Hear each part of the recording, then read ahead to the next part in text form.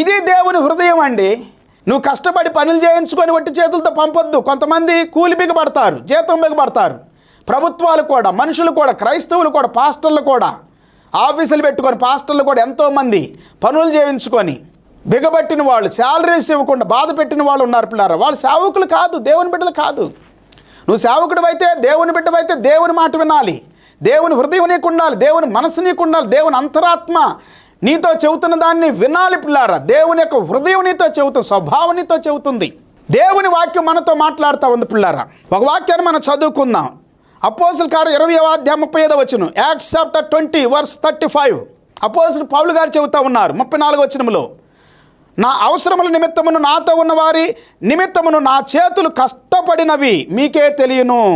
మీరును ఇలాగ ప్రయాసపడి బలహీనులను సంరక్షింపవలెనని పుచ్చుకొనటి కంటే ఇచ్చుట ధన్యమని ప్రభువైన యేసు చెప్పిన మాటలు జ్ఞాపకం